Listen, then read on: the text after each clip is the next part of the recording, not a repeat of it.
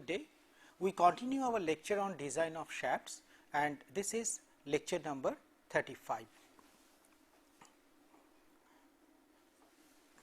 In the last class, we have been discussing about the hydrodynamic theory of lubrication. So, what in short I have written hydrodynamic theory.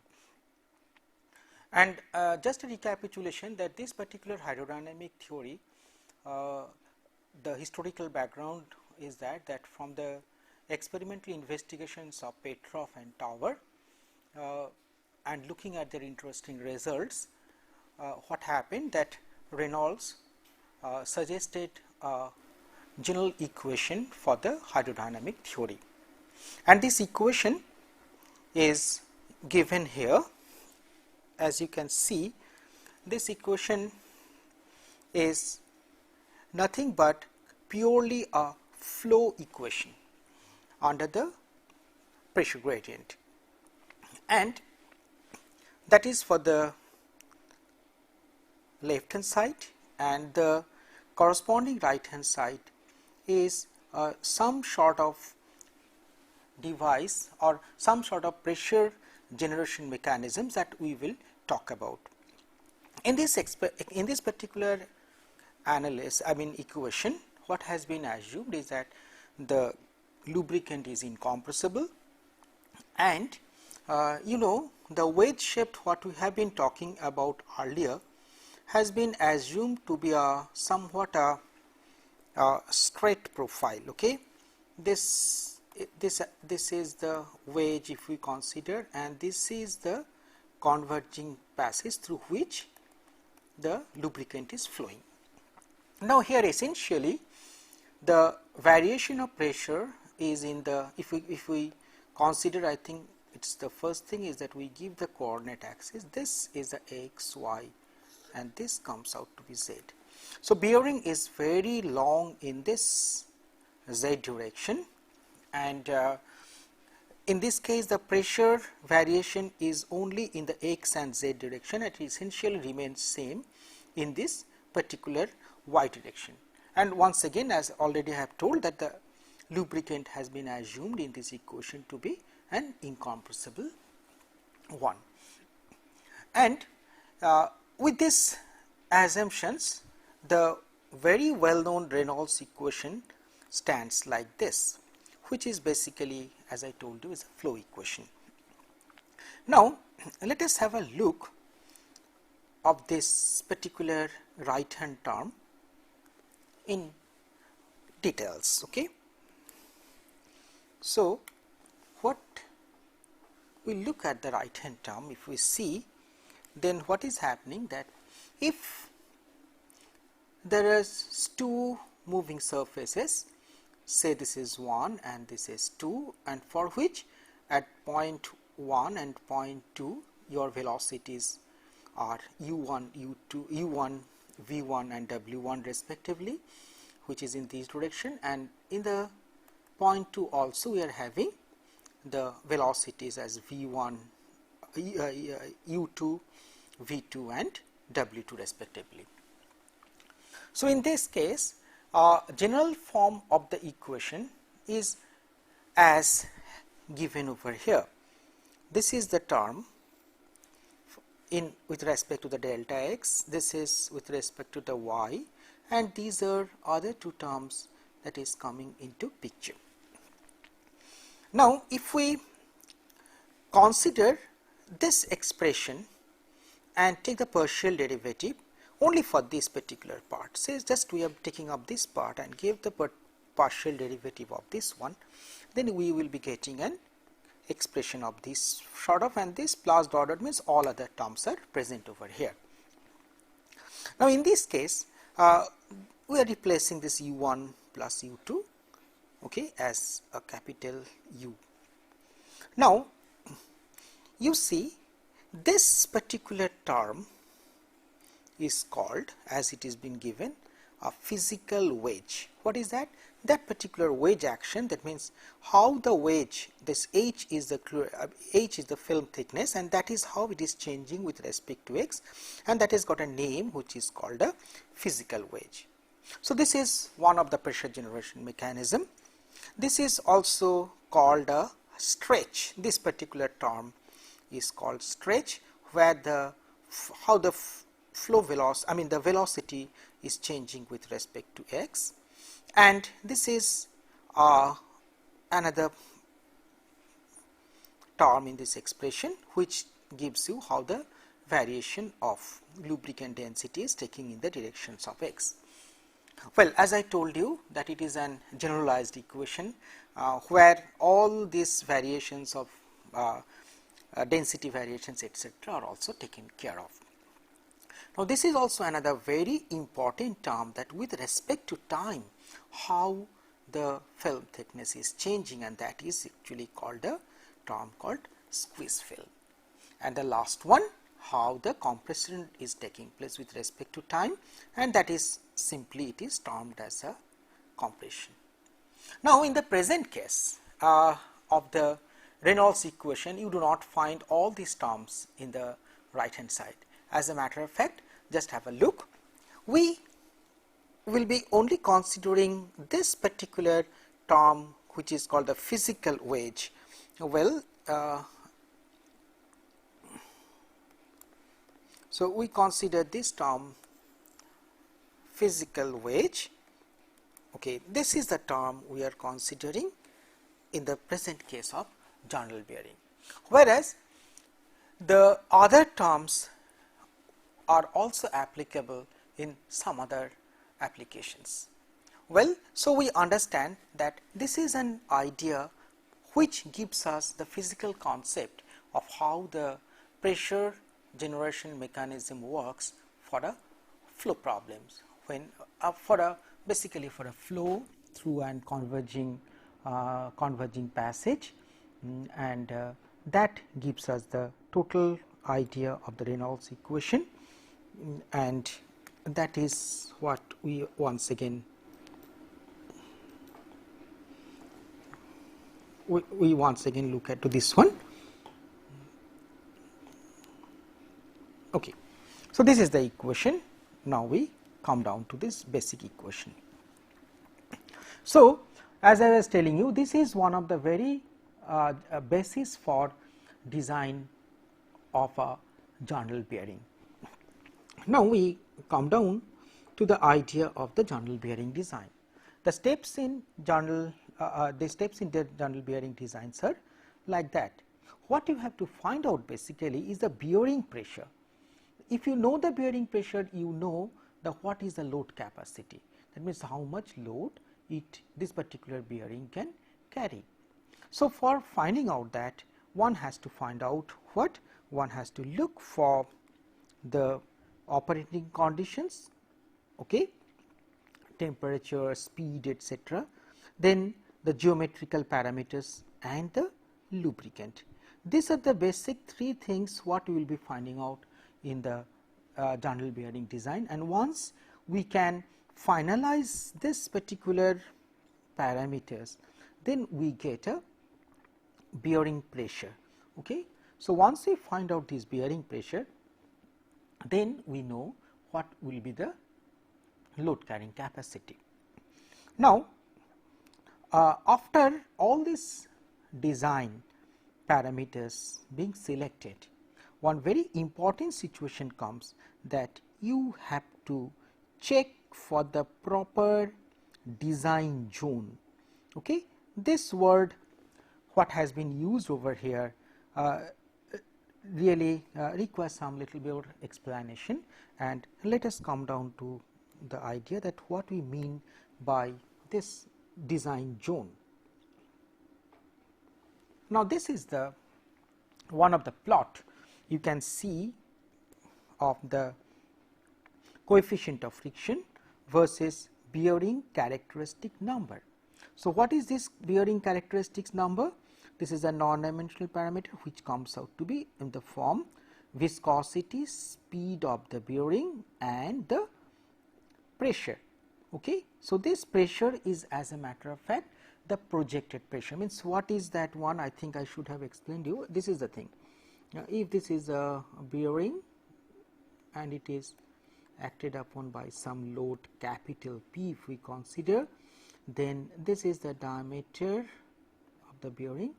So, that P is the total P divided by the projected area, that means this is the D into L, that okay. So, this is the projected area that gives you the pressure of the bearing. So, considering this particular fact, we come down to this, what we understand by this this particular plot. This plot has been taken from the test results of Mackey brothers, and this shows a very important characteristics of journal bearing design. See, in this particular case, there is a demarcation line up to this one. So, up to here, you know, with the increasing bearing characteristics number, the curve goes on increasing, whereas the friction goes on increasing, sorry, and here with the reduction of bearing characteristics number, the friction goes on increasing. So, here this is the limit, and beyond this limit we call this is a boundary lubrication, or sometimes it is also termed as imperfect lubrication also. Imperfect lubrication means in this boundary lubrication there won't be a very definite film lubricant film present. There will be a metal to metal contact, and some sort of an oiliness sort of thing might be also present over there. So, this is what is what we called as boundary lubrication, and this particular portion from B to D what we called as hydrodynamic lubrication. Now, once we look into the design zone, means is that the calculated bearing characteristics number should be somewhere in this design, somewhere in this zone of C to C to D. Well, we can talk about B to D also, but why not, just I am just telling it. What happens that say in any point over operating point you consider over here, then what is happening that in this particular case you are having an given viscosity, speed and the pressure. So, these two parameters are not changing. Suppose by continuous movement what is happening, the due to some friction, suppose what will happen, certain amount of temperature generation is there. So, suppose if there a temperature rise is taking place, then what will happen, that immediately the viscosity of the lubricant will be falling down. Okay. So, as it is falling down, immediately what will happen, the bearing characteristics number instead of at this location, say it is coming out of this location. So, this particular one goes down, operating point goes down here. So, resulting in what, lowering of the friction. So, the moment there is a lowering of friction, then automatically temperature decreases, and again bearing comes down to this particular value. Again it can go up, but anyway it has got a self controlling phenomena, somewhere a self control phenomena is there. So, that is the reason what happens, that people consider this zone to be the design limit. However, one thing is there, although we can see that normally from here to here we could have chosen our design zone, but design lower limit is somewhat kept at C, which is roughly around 5 times from this particular value. Okay. Or in other words, we can just say that it should be sufficiently away from this particular zone. So, there is no possibility by any means that this particular design point goes on this one. So, on the contrary, what you can see is that the reverse will happen. If there is by chance there is a reduction in bearing characteristics number, the friction goes on increasing, means more and increasing of the temperature takes place, and that is what we consider the bearing becomes unstable in operation. So, now I think you hope you understand that what we mean by the design zone. Well, so as we see that this was the test result of Mackey, we have described about the design zone.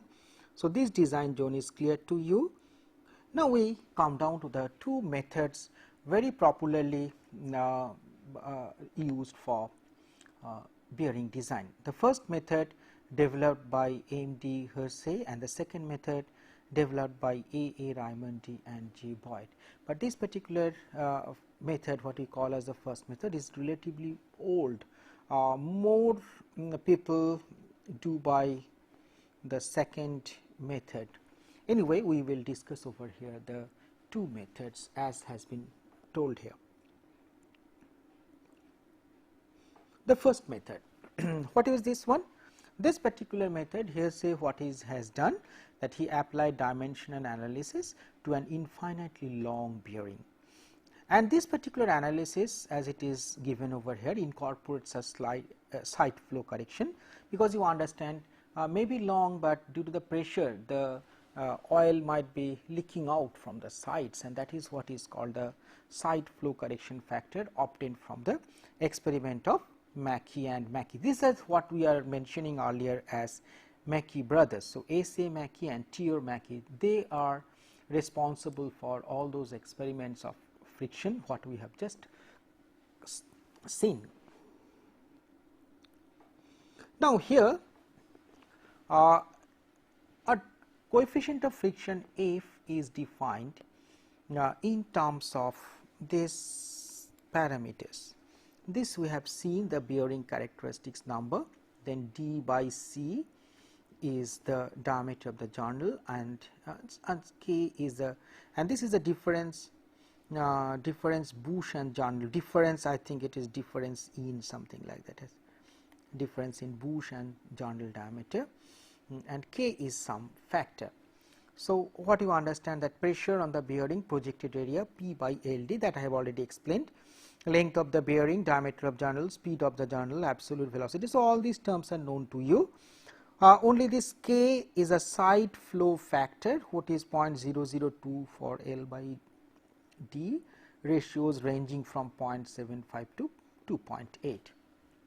Now, here this particular expression of friction can be used for determining the coefficient of friction, as I just told you, and this is called as the Mackey equation for full bearing. So, you know the full bearing means not that entire 360, this entire so entire 360 zone has been taken into account. Okay. So, if it is half bearing, something like that, somewhere the entire bearing may not be onto the Bush system, it can be somewhere like this also.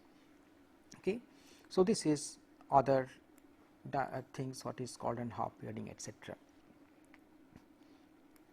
Now, you can see a factor 473 divided by 10 to the power 10 is being present over here, and that is basically a constant, but this this constant actually is dependent on what? This constant is dependent on the units. So, this constant here mentioned in FPS units. So, if you use the other units like SI units, this requires a change. So, that is the reason, be careful that this is given in a shaded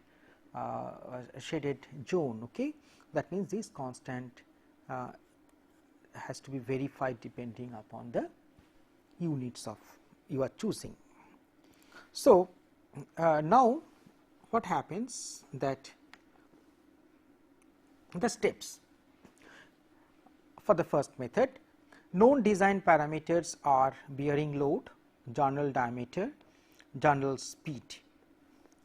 Okay, this is you have to provide from your from your operating conditions.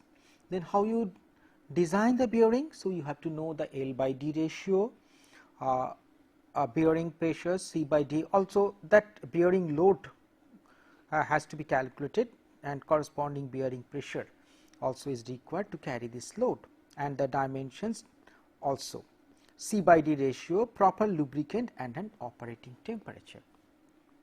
Now, in this case I just have mentioned one important thing, that all these L by D ratio, bearing pressure, C by D ratio, proper lubricant, operating temperature. These are all available in standard design handbooks, where various ratios of L by D and corresponding pressure, what should be the clearance ratio C by D, the lubricant properties, its temperature of evaporation, etc., the best operating temperatures, all these things are nicely tabulated. Now, in this particular one, as I am giving an overview of the bearings, there is no scope, as a matter of fact, to include all these charts. So, the idea is that you refer to a design handbook, and selected design parameters means these are the design parameters combinations for which you will find basically what you will be finding out, that mu n by p, that I am just describing in the next slide.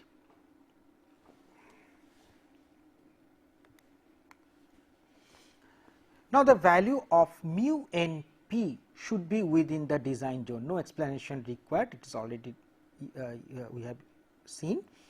Mackey equation is used to compute the value of friction, coefficient of friction F. So, once you know the F, the this particular handbook or the handbook will show you the expressions required to find out heat generation and also heat dissipation, okay, depending on the bearing dimensions, lubricants, etc. So, this is required for thermal equilibrium, means whatever the heat generated should be properly dissipated, otherwise the continuous heat generation will take place. Iteration is required if thermal equilibrium is not established, that is very important, the thermal equilibrium has to be established. Next, the provision for external cooling is required if it is difficult to achieve thermal equilibrium. In certain cases, no matter whatever iterations you perform, it will be very difficult to obtain the thermal equilibrium. So, in those cases an external cooling devices are always recommended. So, this is the brief idea of the bearing design by the first method. Now, if we look for the second method, this method is again based on hydrodynamic theory of lubrication, and this method gives one idea is that the Sommerfeld in 1904 gave a solution of Reynolds equation assuming no side flow. So, that particular solution, if we look to, then we find out something like this, that this is the total expression of the solution, where if this particular one a functional relationship what Sommerfeld has obtained for different bearing, different types of bearings. Now, here you can see this particular equation or the solution is a very potential one, because you can see it includes bearing dimensions, it includes the friction, it includes the viscosity, it includes that speed of rotation, pressure, but only thing it do not contain is the bearing arc. That means, what is happening, this particular how much is the bearing arc. So, that is not taken into account. So, that is the reason this functional relationship can be obtained for different, assuming different type of bearings, means 360-degree bearing, 60-degree bearing, that means full bearing, half bearing, 1/4 bearing, like that. Okay. So, this idea is utilized by the Raimondi and Boyd in their some solutions. So, what is that? So, this one again, this bracketed term is called the Sommerfeld number S, which is a dimensional numbers. Here you can see this is the bearing characteristics number, what we have already discussed earlier. This is inbuilt in the Sommerfeld number. Now, if we come down, the basic idea of the Raimondi-Boyd explanations, the methodology for this bearing design, that what is that one? Raimondi and Boyd in 1958 just given methodology, which is basically a computer aided solution of Reynolds number some iterative techniques has been used, and of course, this particular solution is dependent on types of bearing, means for different kinds of journal bearings the solution exists. What are those things? You can see for L by D ratios of 1, the L by D ratios of this thing 1, 1.2, 1.4, and for bearing angles 360 to 60 degree. Okay. So, that is the full bearing coming down to the 60 degree bearing. Okay. So, for all these data, all these sorry not data parameters, one L by D ratio and bearing angles, means beta angles, what is normally being called, extensive design data are available. Okay. These design parameters in dimensional form are defined with respect to Sommerfeld number in the charts. Means we will be finding out various charts he has prepared. This Raymond and Boyd have prepared different charts depending upon various design parameters, and once you consult the chart, then we get the idea of the design. Now, here all these charts are for 360 to 60 degree bearings, because as I told you, the bearing arc was one which did not which was not considered in the Sommerfeld solution. So, for different bearings arc lengths, it has been solution has been obtained.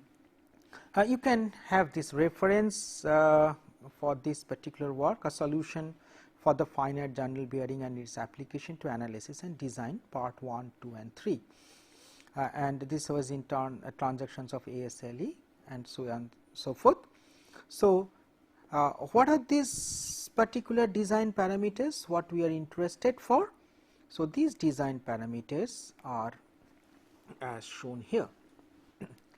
So, these are the design parameters as per Raymond and Boyd. H 0 by C is the minimum film thickness, R by C by F, that is called the coefficient of friction. All you can see are all non-dimensional. Q by R C N L, this is a flow parameter, means we need to know what is the amount of lubricant flow that has to be that should pass through the bearing passage. Q by S by Q is flow ratio, P by P max, maximum film pressure ratio, theta P0 in degrees, terminating position of film, theta H0 in degree, minimum film thickness position.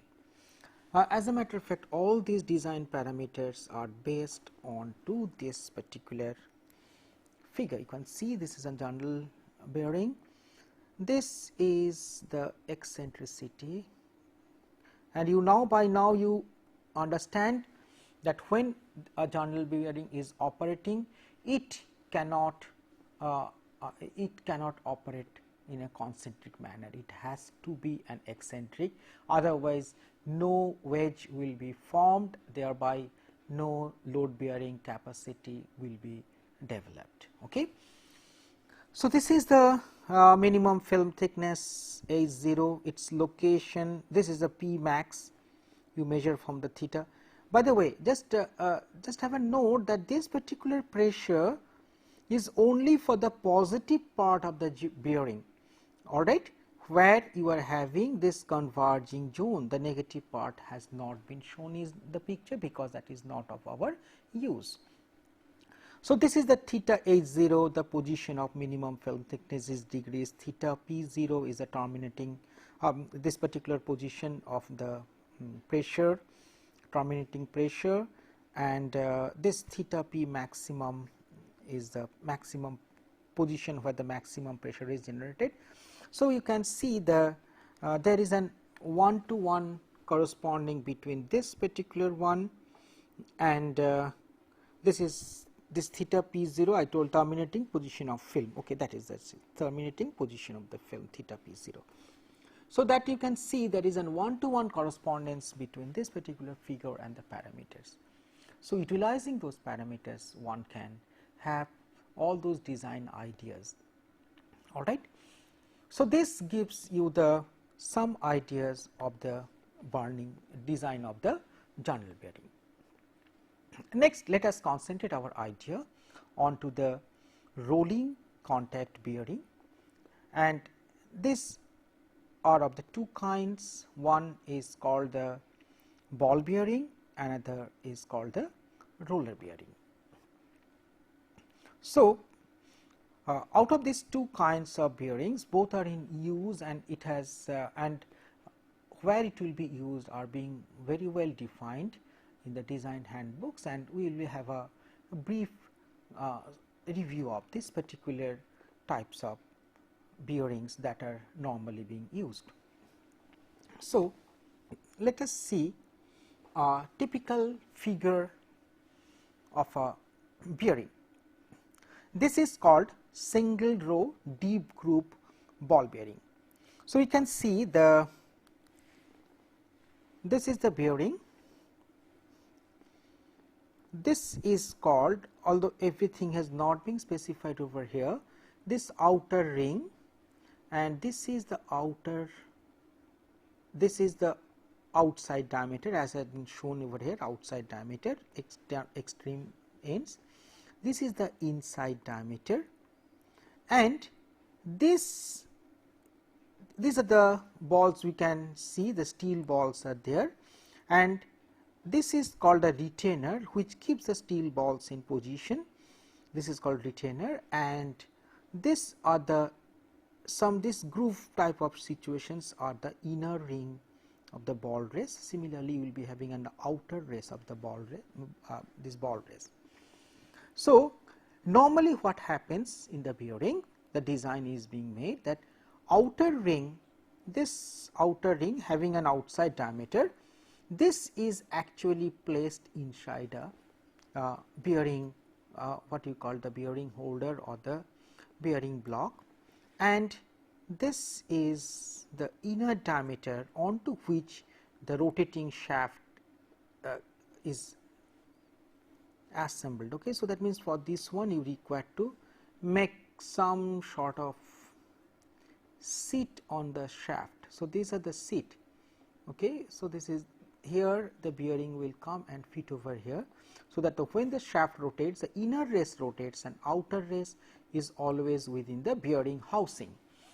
So, this is in the bearing housing, and this is having the rotation. Now, this one is just an figure which shows that how we represent a bearing in the drawing. So, this is the representation of the bearing in the drawing. This is the ball, this is the outer diameter, this is the inner diameter, this is the width of the bearing, and that is this is the width of the bearing where it has in this particular actual figure. And this name again I am just telling it, single row deep groove ball bearing. These are the deep groove ball bearing. This is mostly meant for radial loads, but it can take up considerable amount of axial load too. So, we go down to other bearing. This is called the single row angular contact ball bearing. These are mostly used for radial load and for also for heavy axial loads, because you can see that is here in this case this particular configuration allows you for an axial load transmission. Next, we go for double row angular contact ball bearing. The same kind of thing, having two rows of balls, where you can see these retainers are very nicely placed, and the one thing is that axial displacement of the shaft can be kept very small even for axial loads of varying magnitude. Means if there is an reciprocating load in the shafts, as we have seen in the design, still the displacement of the bearing housing and the shaft can be kept small utilizing these double row angular contact ball bearings. The next one, we can have a single thrust bearing. this is purely for unidirection axial load. So, when there is a pure axial load, you can utilize this sort of thrust bearing. You can see that if it goes to the bearing axis, then these are the balls. Suppose this is in the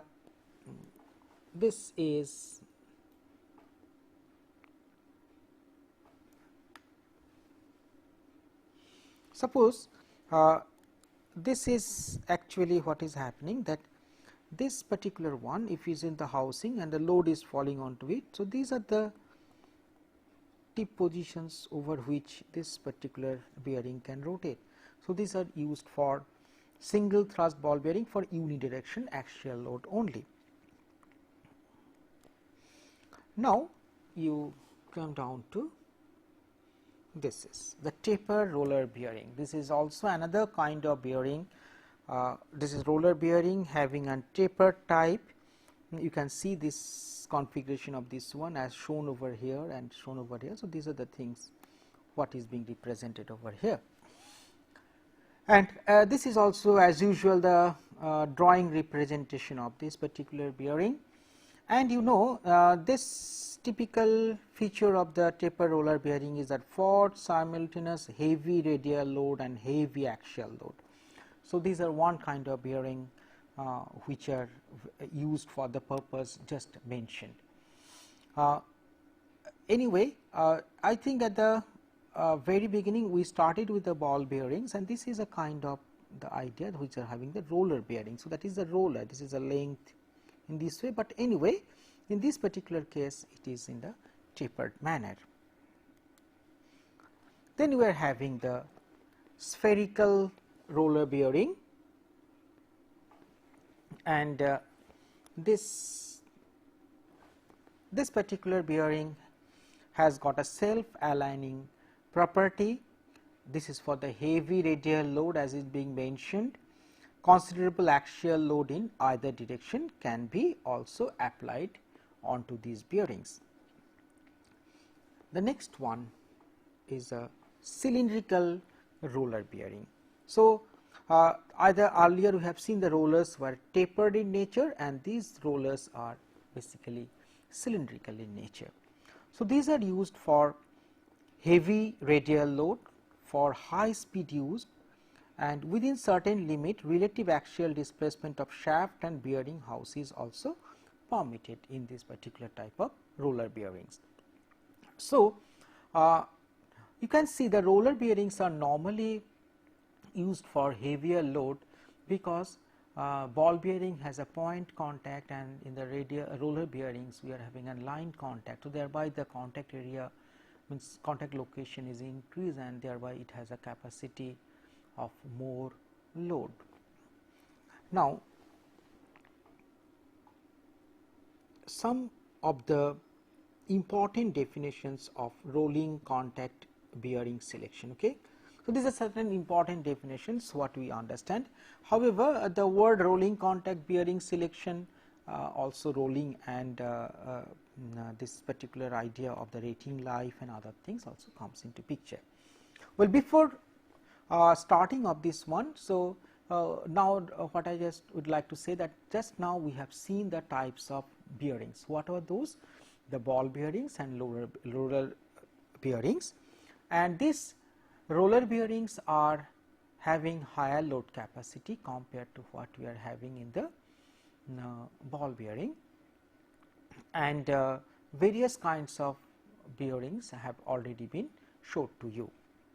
Now, one of the very important part of the bearing is coming out to be rating life. What is rating life? The definition says like this: this is the life of a group of apparently identical ball or roller bearings in number of revolutions or hours rotating at a given speed that 90% of the bearings will complete or exceed before any indication of failure. Now, let us look into the idea. What is that? Suppose we consider 100 bearings, okay, all 100 bearings are put onto a shaft and it is rotating at a given speed, all right, and it is acted upon by some load also. Now, when you see that when these bearings are rotating, then all the bearings will be performing its operation. Now, after some time we see 100 bearings are altogether there. After some time we see one bearing failed, okay. Then we see the second bearing failed, then we see third bearing failed, and so on and so forth. Then what will happen? When the 10th bearing fails, we stop the experiment. We see what is the number of revolutions. That means that is the number of revolutions the bearing life will be something like that, what we call as an L10 life. That could be number of hours or in number of revolutions. So, once again to read it, this is the life of a group of apparently identical ball or roller bearings in number of revolutions or hours rotating at a given speed that 90% of the bearings will complete or exit before any indication of failure. So, here 90% bearings were perfectly alright after going for this thing one. So, that is what we call as L10 life. Okay. So, this is your L10 life. So, obviously, this will be very small. So, if we see 50% of the bearing, then this is median life, it will be much more larger. So, normally people can go for L10 life in general, or other medium life etc., are also quite common in selection of the bearings. Then we go for another definition, what is called bearing load. Now, it has been seen that if two groups of identical bearings are tested under loads P1 and P2 for respective lives of L1 and L2, then a relationship stands like inverse relationship stands like that with an power to the power a, L1 by L2 equals to P2 by P1 to the power a, where L is the life of the bearing in millions of revolution or in hours, either of these two, and a is a constant which is 3 for ball bearing and 10 by 3 for the roller bearing. So, we consider one interesting situation, that this is a basic load rating. Now, this basic load rating is that load which a group of apparently identical bearings can withstand a rating life of 1,000,000 revolutions. So, we can see that if we consider in our earlier expression that either L1 or L2 becomes what we called 1,000,000, then what happens? We consider the corresponding load as C, and this is called the basic or dynamic load, and corresponding P is this one and corresponding life is this one. Now, what physically it interprets means, what you are telling that bearing will have a life of only 1,000,000 revolutions. So, if it is only 1,000,000 revolutions, for which what is the basic load rating? Okay. So, thereby what happens, the dynamic load rating, if the load at which the bearing fails only in one revolution should be very high. So, normally in practice, if you are having a load P, then we will find that load P, for whatever the life of the bearing you choose, this value of C will be very, very high. So, this particular factor or the basic load rating really do not fall onto a bearing. This is a conservative side. That means, we are designing a bearing. So, basic idea of the designing of the bearing you will see just right now, that for a given load and given life, what you have prescribed for your application should yield some value of this C, and this value of C should be lower than what has been given by the manufacturers in their catalog. And normally, as I once again to repeat, that this basic load rating or the dynamic load onto the bearing as being prescribed by the manufacturer is sufficiently high compared to the normal load. So, the chances of failure will be relatively less. Now, if we consider the other ideas, that is the equivalent radial load. Now, here is a formula which gives an equivalent radial load. What it means? A bearing can be simultaneously under operation of radial load as well as an axial load. So, what should be the equivalent load is the thing of which is being mainly described through this particular equation. Now, what is this equation suggests? This equation suggests that PE, this is a P equivalent load, will be nothing but V PR or PE equal to X into V PR, this is a radial load, and PA is the axial load. Now, V is the rotation factor. Normally, the bearing rotates in which way? The inner race or the inner ring rotates and outer ring is stationary in the housing. In that case, V has got a factor of unity. If it is other way around, then V is a factor of 1.2. Now, again you can see X a radial factor as mentioned over here, X is a radial factor and Y and axial factor. So, in these two cases what is happening, that you have to find out the values of this X and Y, and these are normally found from a chart. Here I am not again giving you the values, just I am showing you a typical format of the chart. Okay. Now, this is typical format of the chart to find radial load factors. You will find this type of chart is there and values are listed over here. First of all, you can see that you require a PA axial load, that is known to you, no problem. C0 is what?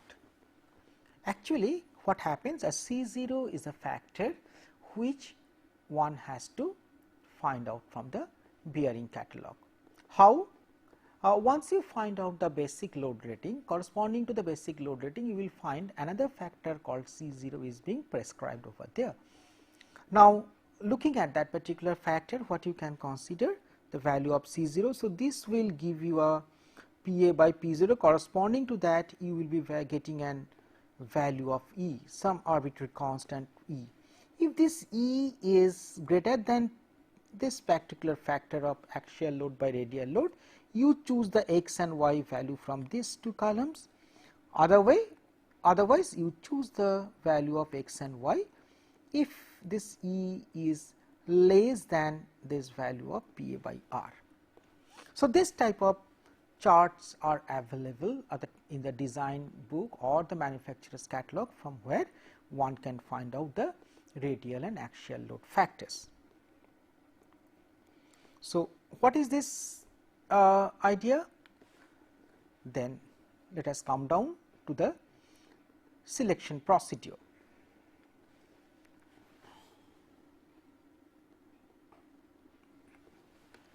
Now, what is this one?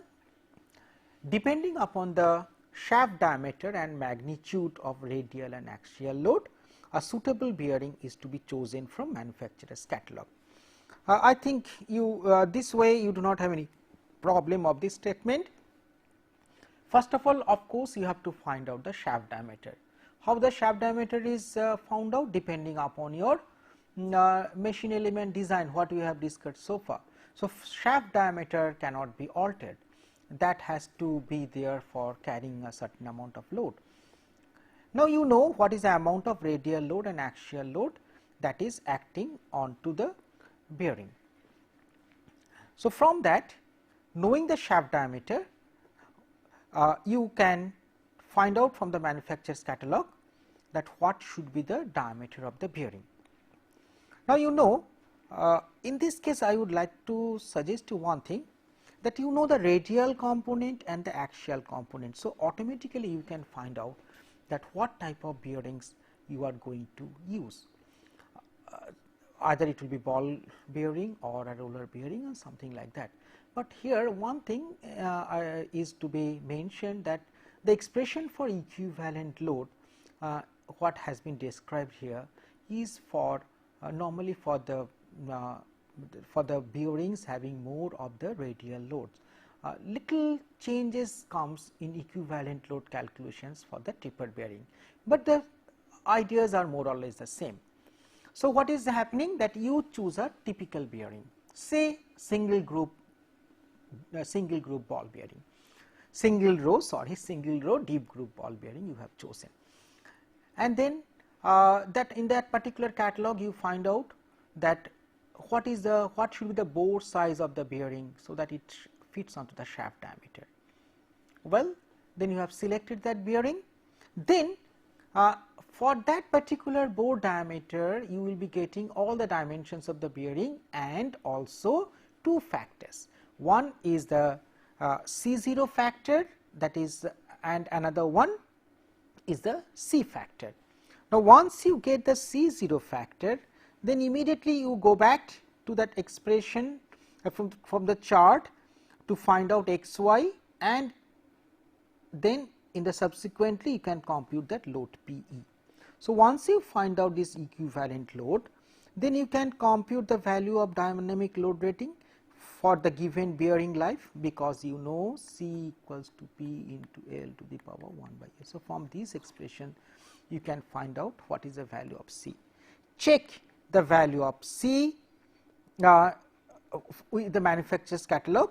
Selection is accepted if C is within the prescribed catalog value, else iteration is required. So, in this one I think now you have understood that how you can have the simple way of design procedure. I think it is not the correct word, I have written here selection procedure, because normally we are not going to design a ball or roller bearing, we are going to select it from the catalog. So, what in nutshell it appears for the rolling contact bearing? There are various types of bearings depending upon the radial load and axial load, or its combination, light, heavy, whatever may be. You can choose either a roller contact bearing, roller bearing, or you can choose a ball bearing. Now, once from these definitions we find out that basic load rating is something defined by P into L to the power 1 by A, that expression, where P is actually to be determined as an equivalent radial load, for which we require two factors x and y. Where from you get the x and y? So, stop at this moment. You find out the type of bearing depending upon your load conditions, and then you find out that manufacturer's catalog, the type of bearing you have selected, then the size of the bearing you select. Once you have chosen the size of the bearing from the manufacturer's catalog, you will be finding out the value of C0 and C. C0 will be utilized to find out the equivalent load. Use that equivalent load means equivalent radial load, and the life of bearing, it is your choice, your design, I mean your idea. So, that life of the bearing in revolutions, number of millions of revolutions, you put it in the expression, find out the dynamic load capacity, check with the manufacturer's catalog, it should be satisfying. If not, then go for a higher size, and why not lower size? Of course, you can go for a lower size. The basic idea is that you go for a lower size, in that way you require to change on shaft diameter. If you go for a higher size, you require to go for a shaft change in the shaft diameter. Well, those are certain things you have to take care in the design of the shaft and manufacture of the shaft. So, this is the idea. So, all these combinations will lead to the final design of the shaft. Okay. So, not only strength criteria, not only stiffness criteria, selection of the bearing, material, all those things are to be chalked out before it is put to the final manufacturing form or in the assembled form. So, this ends our lecture on design of shafts. Thank you.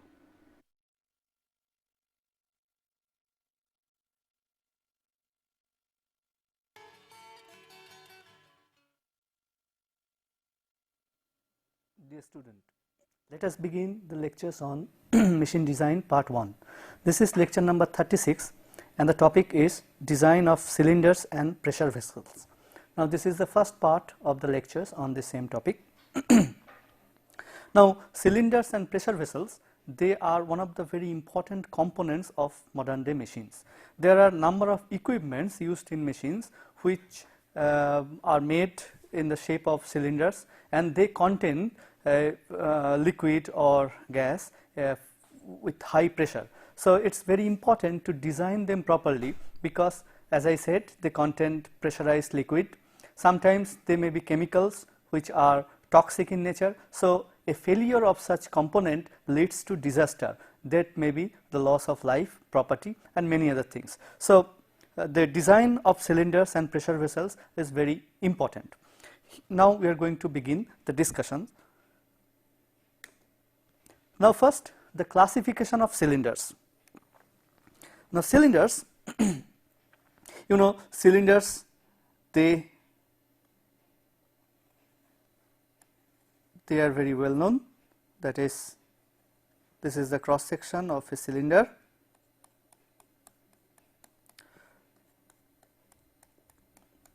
If you look at here, so this is the internal diameter di, and this is the external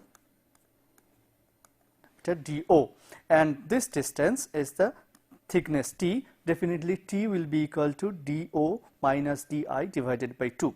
Now, cylinders are classified according to various criteria. One is according to the thickness.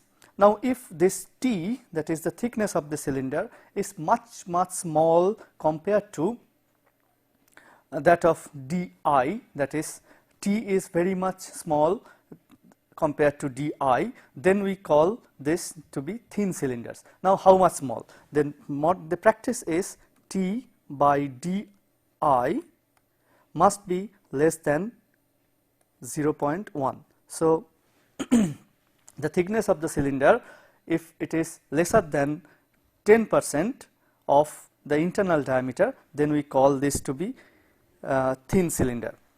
Then if this is not satisfied, that is T is sufficiently thick, then we call it a thick cylinders. Now, in this class we are going to discuss the thin cylinders. Remember, in the thin cylinders the thickness is very small. So, according to end constructions, now there is another way of classifying the same cylinder. One is the closed ended. Sometimes we have the cylinders which are closed ended. So,